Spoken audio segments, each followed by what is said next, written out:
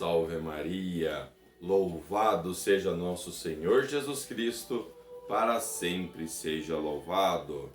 Irmãos e irmãs, recebemos a nossa indulgência plenária e por isso nos consagramos a nosso Senhor Jesus Cristo, pedindo por suas bênçãos especiais, pelo perdão de nossas falhas e nossos pecados, pelo amor de nosso coração que queremos ser mais manso e humilde como foi o de Jesus, e principalmente pelo bem da nossa família. Por isso, irmãos, neste momento de adoração, de devoção, de consagração, louvemos ao nosso Senhor Jesus Cristo, porque Ele é o nosso caminho, Ele é a nossa verdade, Ele é a nossa vida. E hoje, no nosso 21º exercício, nós vamos falar especialmente sobre dois estandartes que temos neste caminho, nesta vida. Primeiro, o estandarte de Jesus e depois o estandarte do demônio. No estandarte de Jesus, Cristo chama e quer todos os homens sobre o seu estandarte. E Lúcifer, ao contrário, debaixo dele. Então, irmãos e irmãs, sobre qual estandarte nós vamos andar? Vamos andar sobre o estandarte de Jesus Cristo ou vamos andar abaixo do estandarte de Lúcifer? Por isso, vamos já iniciar a nossa oração preparatória. Deus, Senhor meu, eu creio firmemente que estais aqui presente. Eu vos adoro, meu Deus, com toda a submissão e afeto do meu coração. Eu vos peço perdão humildemente por todos os meus pecados e vos ofereço, Senhor meu Pai, esta meditação. Espero que me concedais as graças necessárias para fazê-la bem. Para este mesmo fim, recorro a vós, Virgem Santíssima, minha Mãe, aos anjos e santos, para que intercedais por mim, trazendo o que necessito para que esta meditação seja frutífera. Amém. No prelúdio primeiro, a composição do lugar. Vamos lá, queridos irmãos e irmãs, olhar mais uma vez para dentro de nós, clamar a nossa alma que imagine o lugar onde estamos para fazer este exercício.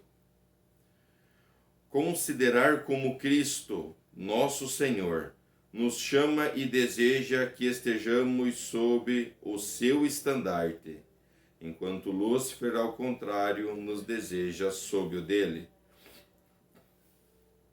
Visualizar com a imaginação um amplo campo em toda aquela região de Jerusalém, onde o comandante dos bons e justos é Cristo, nosso Senhor. O outro campo na região da Babilônia, aonde o chefe dos inimigos é Lúcifer. E estamos no meio. De um lado, com seu exército, está Jesus, vindo à frente com seu estandarte da salvação. Do outro lado está Lúcifer, com seu estandarte da condenação eterna. E o nosso pedido pela graça especial, no prelúdio segundo. Ó meu Senhor Deus, eu vos peço reconhecimento dos enganos do chefe do mal e fortaleza para me libertar do seu jugo maligno. Também rogo que me reveleis a vida reta e santa, que o nosso supremo e verdadeiro comandante nos ensina com a sua doutrina e exemplo. Proposição. Palavras de Santo Inácio. O primeiro ponto é imaginar o chefe de todas as forças inimigas na vasta planície da Babilônia, sendo em um grande trono de fogo e fumaça, uma visão horrível e assustadora.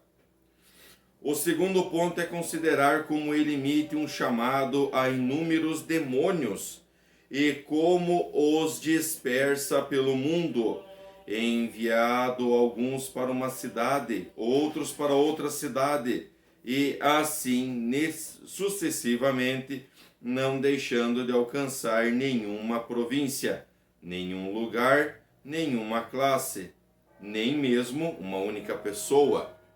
Terceiro ponto é considerar o discurso que ele fez e a forma com que os instruiu para prepararem sua armadilha.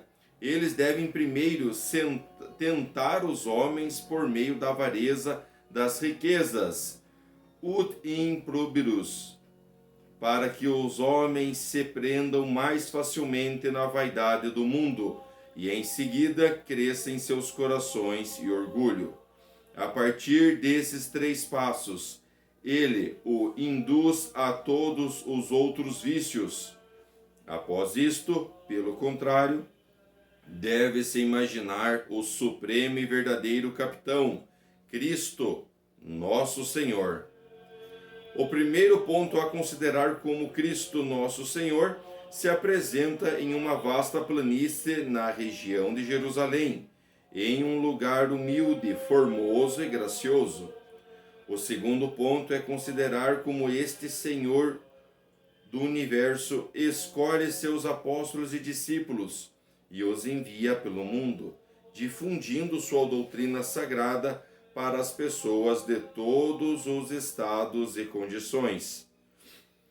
O terceiro ponto é considerar o discurso que Cristo, nosso Senhor, dirige a todos os seus servos e amigos, a quem envia nesta santa missão. Em primeiro lugar, Cristo os instrui para que ajudem a todos os homens, fazendo-os abraçar a mais elevada pobreza espiritual. E nos casos em que for conveniente e agradar a sua divina majestade, eles também devem incentivá-los a abraçar a pobreza efetiva. Em segundo lugar, eles devem incentivar os homens a ansiar pelos opróbrios e desprezos, pois a partir destas humilhações surgirá a humildade. Assim deve haver 3 passos. Primeiro, a pobreza contra as riquezas. Segundo, o desprezo contra a honra humana. E terceiro, a humildade em oposição ao orgulho. Estes 3 passos conduzirão os homens em todas as outras virtudes. São palavras do nosso querido Santo Inácio de Loyola. E agora Santo Antônio Maria Claret vai nos dar mais uma explicação breve sobre estas palavras. Esta meditação tem por objetivo o seguimento de Jesus Cristo, fazendo-nos agir e sofrer pelo seu amor. Quando não seguimos a Jesus Cristo, não vivemos segundo o seu espírito e exemplo, nem praticamos suas virtudes, e assim encontramos muitas dificuldades e adversidades. Esses desafios só podem ser superados por meio de uma oração verdadeira, magnânimo e generoso. Neste sentido, Santo Inácio nos apresenta Jesus como um modelo exemplar, instigando-nos a nos recusar sofrer por Deus, aquilo que o próprio Deus sofreu por nós. Portanto, a presente meditação tem como objetivo fazer com que resolvamos, de maneira eficaz e a qualquer custo, seguir Jesus Cristo mais de perto e viver de acordo com seu Espírito. O santo nos apresenta 2 chefes, Jesus Cristo e Lúcifer, indicando como ambos buscam atrair os homens para segui-los sob seus respectivos estandartes. E vamos agora falar no ponto número 1, os objetivos de Lúcifer e de Jesus Cristo. Devemos seguir a Jesus Cristo ou a Lúcifer? Analisaremos a partir do objetivo que esses 2 chefes possuem. qual é, pois, o objetivo de cada um. O objetivo de Jesus Cristo é persuadir todos os homens a segui-lo, para que assim possam louvar e abençoar eternamente seu Pai Celestial e alcançar a bem-aventurança eterna ao céu. Tudo isto é estimulado pelo duplo amor que arde em seu coração. Destes, o primeiro e mais terno amor é aquele que ele tem pelo Pai. Deste amor provém o seu desejo de que o Pai Celestial seja amado, honrado e louvado com todo o nosso coração, da mesma forma que ele próprio ama o Pai.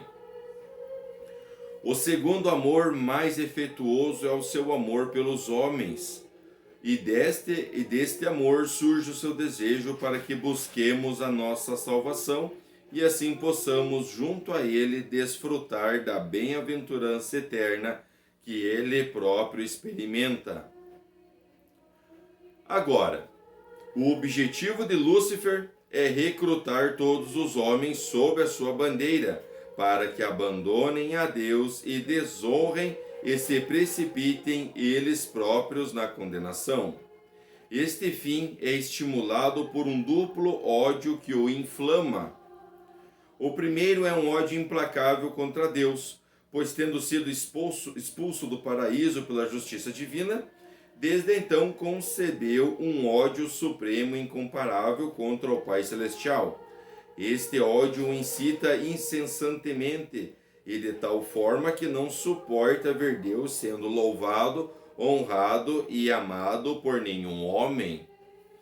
O segundo é um ódio furioso contra os homens, pois sabendo que Deus destinou-lhes aquela glória e bem-aventurança infinita, da qual ele próprio e suas hostes infernais foram excluídos para sempre.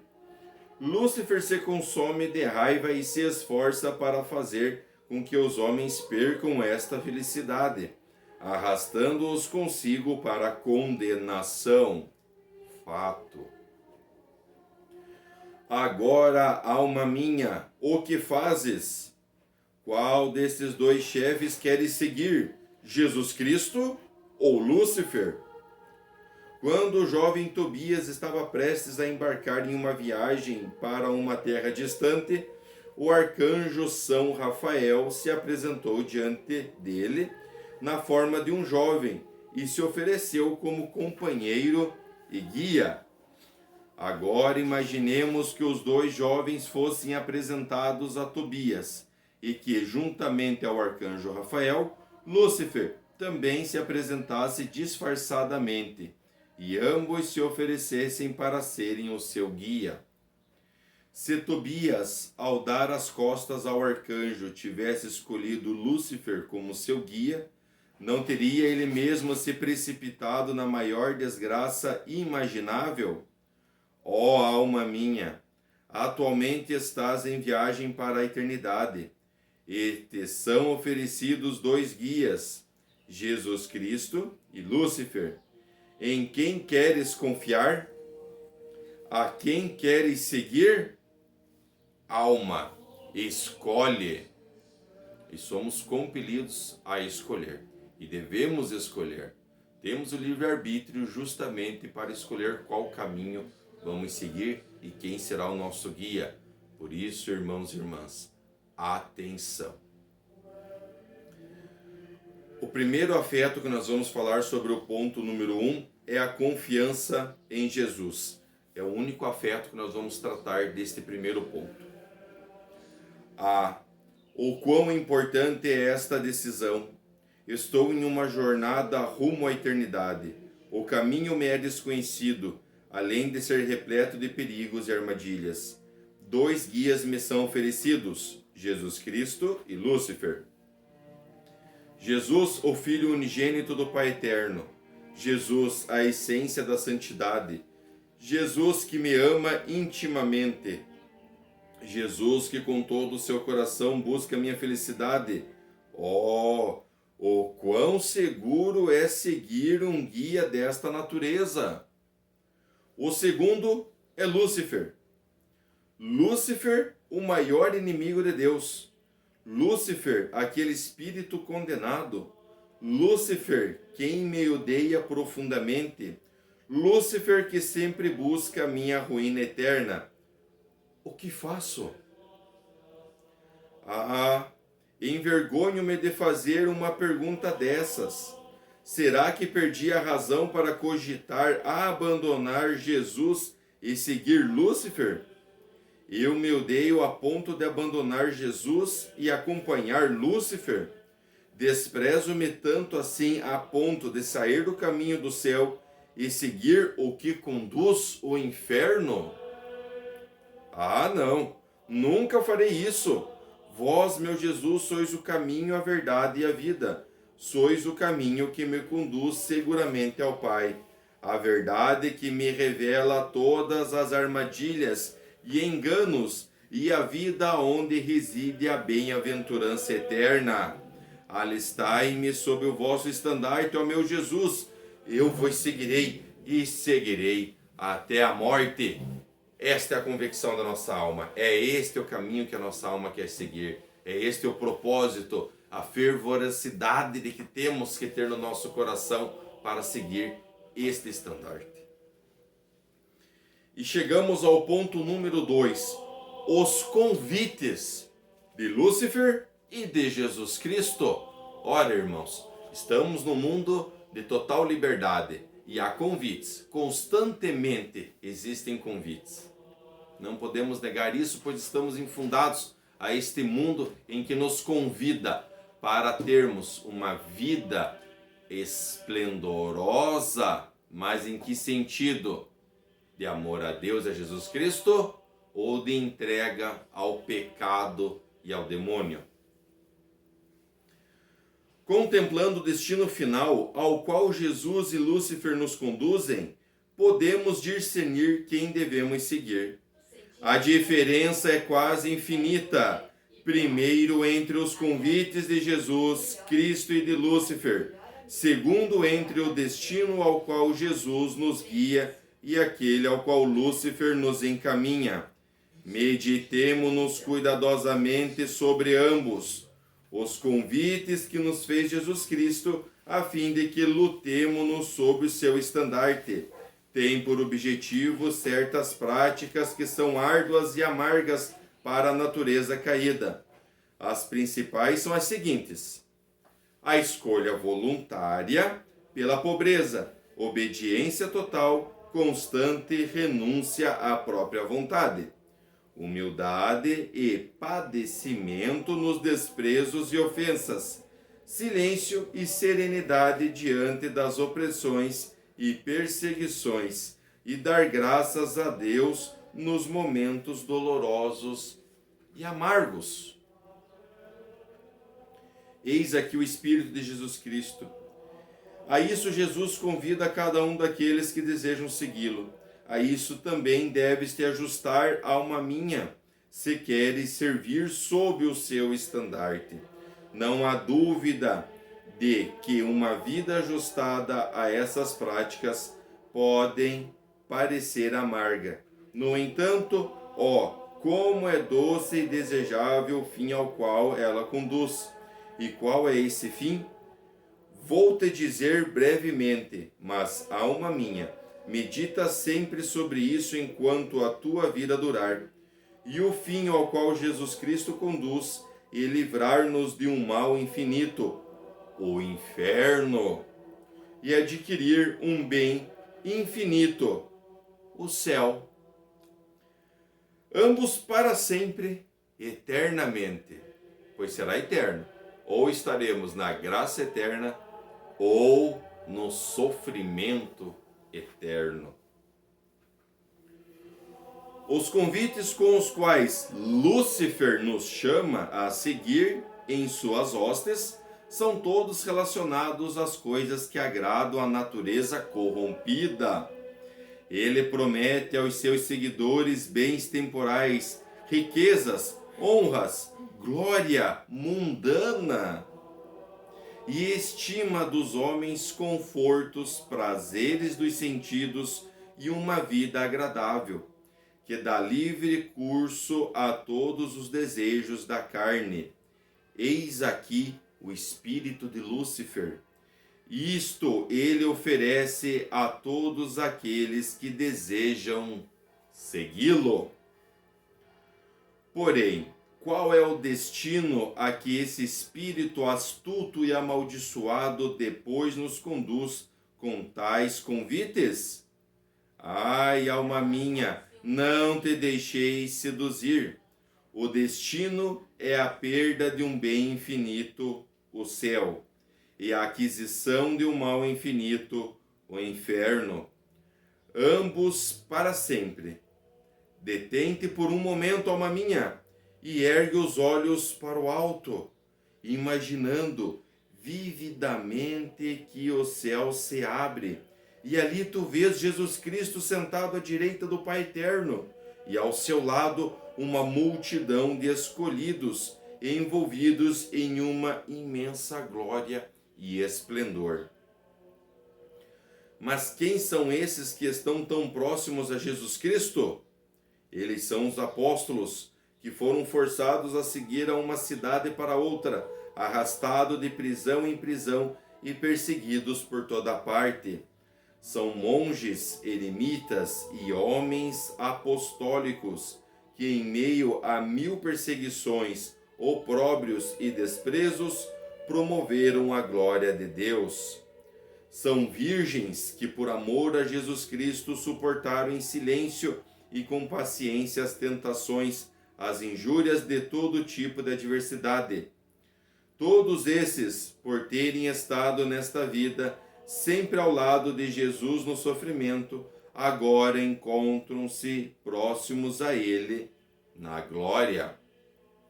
Agora, continuando, alma minha, em tua contemplação, dirige teu olhar para baixo, imaginando vividamente que a terra se abre diante de ti. Ali tu vês Lúcifer no meio de um lago profundo de fogo, cercado por uma multidão de condenados que sofrem tormentos, penas indescritíveis. Quem são aqueles que estão tão próximos de Lúcifer? Ó alma minha, como são diferentes as coisas deste mundo em comparação com as do outro. Aqueles são senhores e senhoras extremamente poderosos, que em vida foram praticamente venerados, mas a abundância das riquezas e bens temporais os lançou neste fogo. São senhores e senhoras que desfrutaram neste mundo do esplendor e da grandeza, mas justamente a sua posição de destaque os condenou a estas chamas. São homens e mulheres que, não querendo contrariar os desejos da carne, as comodidades e os prazeres, acabaram neste estado. Na terra estiveram próximos a Lúcifer no desfrutar e agora também estão próximos a ele no inferno. Bom, meus irmãos, está claro aqui as diferenças de qual estandarte vamos caminhar. E agora, clamem vocês a vossas almas o que elas estão interpretando neste ponto em que estamos entendendo as virtudes destes convites, o convite de Jesus Cristo e o convite de Lúcifer.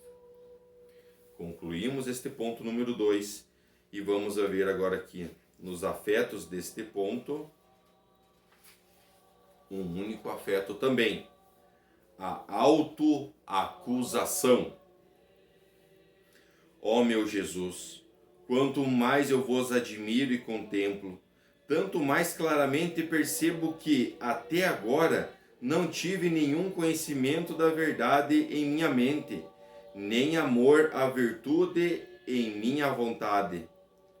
Vós não valorizais nada mais neste mundo além da pobreza e da penúria, dos desprezos e das injúrias, das dores e das fadigas. considerais tudo isso com os meios mais apropriados para a santidade, os sinais mais certos e as garantias mais seguras de uma glória iminente no céu. Já os bens temporais, as riquezas, as honras e a glória do mundo, os prazeres e as comodidades do corpo, tudo isso desprezais e vedes como os estímulos mais poderosos para nos conduzir ao abismo do inferno. Assim julgais vós, ó meu Jesus, e esta é a vossa doutrina, este é o vosso espírito, e este é o parecer do vosso coração. Mas quais são os juízos e sentimentos do meu coração? Oh, quantos motivos eu tenho para morrer de vergonha! Não me atrevo a erguer os olhos para vos olhar na cruz. O que valorizais, eu desprezo. O que desejais, eu evito. O que amais, eu odeio. E o que abraçais, eu rejeito. Vossos convites sempre me parecem desagradáveis. Poderia meu coração assemelhar-se ainda menos ao vosso, se tivesse feito um compromisso formal e expresso de querer servir, não a vós, mas a Lúcifer? O que farei então, ó meu Jesus? É necessário que me aproxime de vós, que vós seja como exemplo de verdadeira santidade, que ame o que amais e que despreze o que desprezais. Pronto. Que assim seja. Prosto-me. Sim, prosto-me diante da cruz. E clamamos assim, irmãos e irmãs. Ó Deus de bondade infinita, não fechei os vossos olhos para nós. O convite de Lúcifer sim parece ser mais prazeroso, mas eu aceito as condições que a mim são impostas para que o caminho à santidade seja de pedras pontudas, de caminhos estreitos, de ventos impetuosos, mas segurando na mão de Jesus. É este o caminho de dor, de humildade, de sofrimento que eu quero seguir-te, meu Jesus. E no ponto número 3, nós vamos falar sobre o fim último. Um pouco diferente do que nós vimos nos outros exercícios em que falamos sobre o fim último, o fim do homem, o fim das almas e o fim aonde Jesus retornará. Vamos lá, queridos irmãos e irmãs, vamos agora nos concentrar para este ponto número 3. Se devemos seguir a Jesus Cristo ou a Lúcifer, devemos decidir pelo fim último para o qual Deus nos criou e nos chamou à fé. Volta um pouco com os teus pensamentos, alma minha, e recorda do teu fim último. Tu és cristão, discípulo de Cristo, que te ensina a ser perfeito tal qual teu Pai Celestial.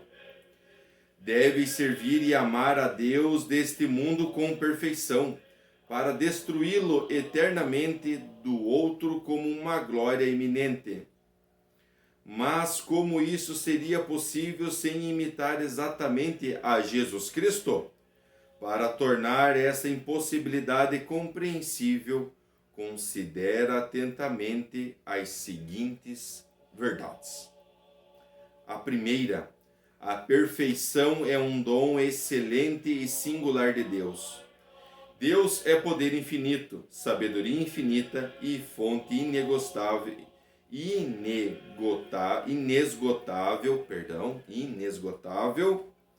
de perfeições, de todo bem.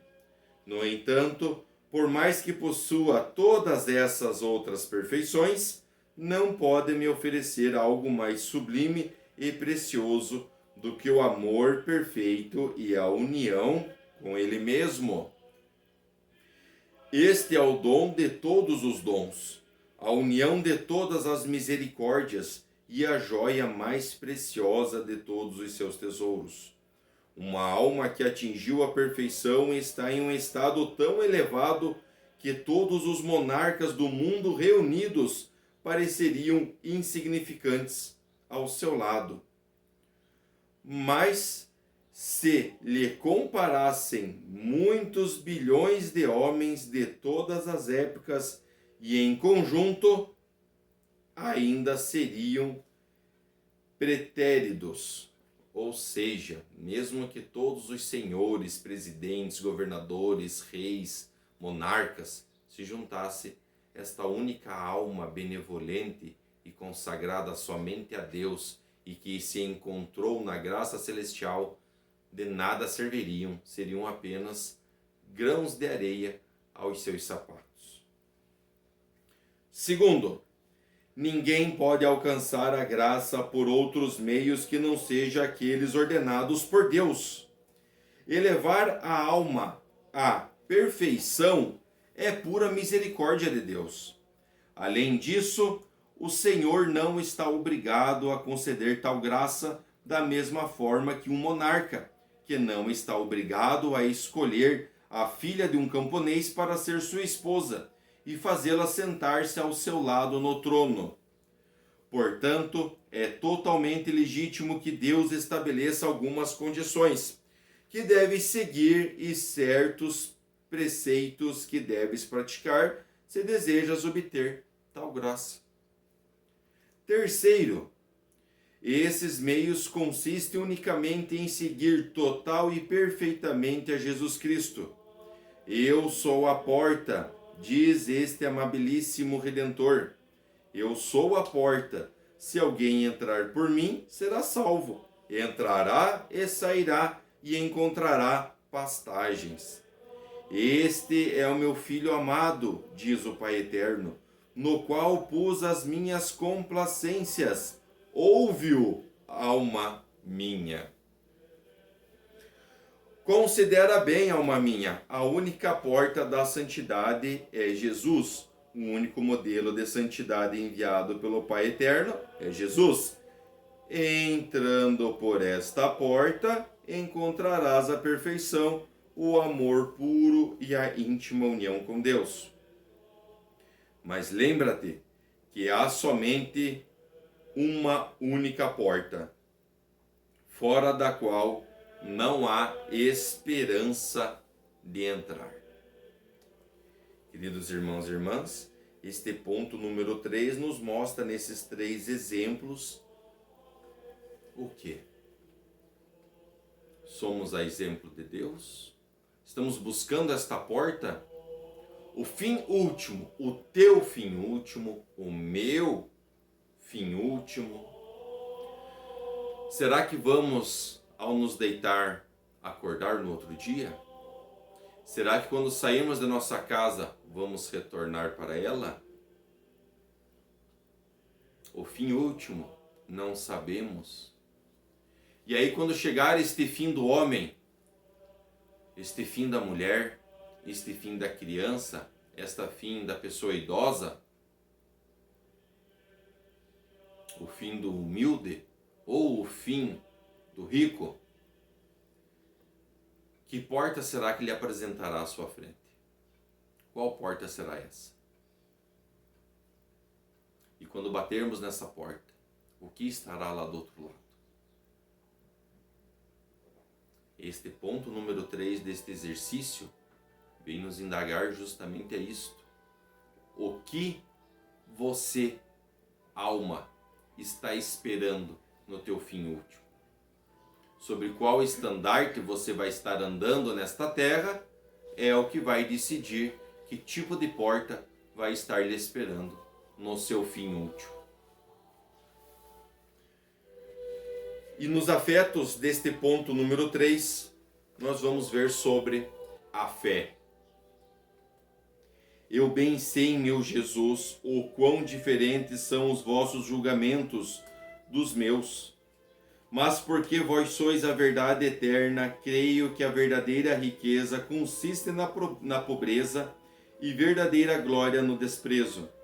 a verdadeira paz nas perseguições, a verdadeira liberdade na submissão, o verdadeiro caminho para a santidade em vossa imitação, e a vossa imitação em uma mortificação universal e no amor às diversidades. Eu creio, ó meu Jesus, porque vós o fizeste assim. E, portanto, agindo, amando e sofrendo como vós, terei o vosso espírito e ponderei antecipar a chegada daquela abençoada hora, ainda durante a minha vida, quando serei acolhido em uma comunhão mais íntima convosco, ó meu Jesus.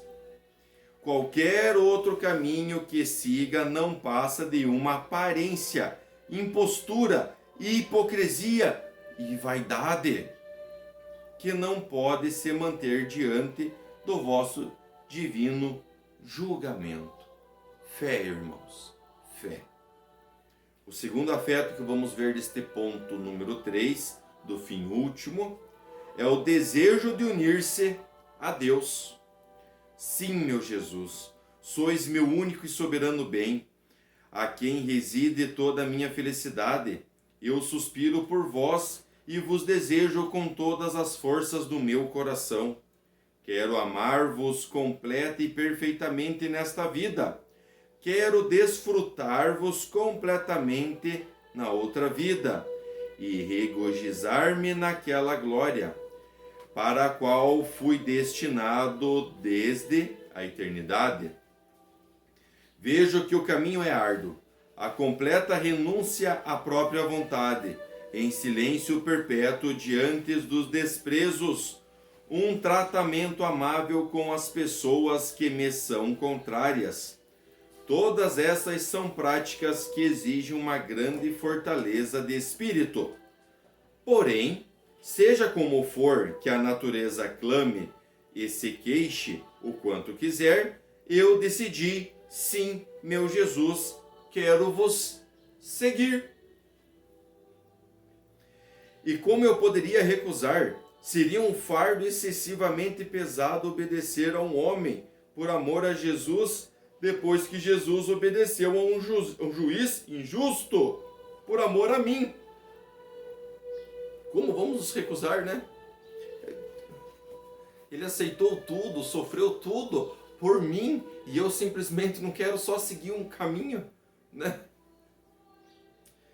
Será intolerável ser desprezado por amor a Jesus, quando ele, pelo meu amor, aceitou ser pregado numa cruz entre dois criminosos. E nós, às vezes, não queremos nem sequer obedecer uma ordem. E ele, olhem, irmãos e irmãs, olha o que aconteceu com ele, olha o que tão sublime amor. Por isso que aqui a nossa alma deseja se unir-se a Deus. Será muito difícil amar pessoas que me tenham aversão por amor a Jesus, considerando que Jesus, crucificado por meu amor, amou até mesmo aqueles que o crucificaram. E como poderá o homem recusar sofrer por Deus aquilo que Deus sofreu pelo homem? Como? Né? Deus sofreu, se encarnou, veio numa manjedoura, nasceu numa gruta, nasceu o mais humilde que poderia ser, passou por todos os sofrimentos e morreu por nós. Sim, olhem, ele morreu, ele foi crucificado. Morreu. E além de tudo, um soldado veio e transpassou uma lança em seu corpo. Veja, meus irmãos, que tamanho amor Deus tem por nós. E Ele nos diz justamente neste afeto, o desejo de nos unir a Deus, porque é tamanho amor, é tamanho amor que Ele tem por nós. O demônio no seu estandarte tem desprezo, ele nos odeia e quer nos condenar. Olha a diferença. Deus nos ama, o demônio nos odeia. Sobre qual estandarte, irmãos? Sobre qual estandarte vamos seguir?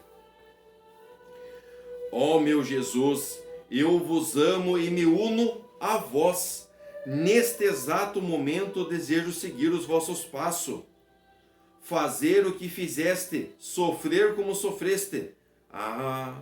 Concedei-me, por favor, o vosso espírito, o espírito da submissão, o espírito da mansidão e o espírito do amor. Prontos, meus irmãos. Aqui é uma oração.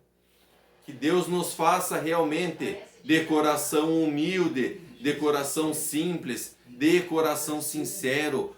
Vamos sim, Senhor. Vamos sim, Senhora.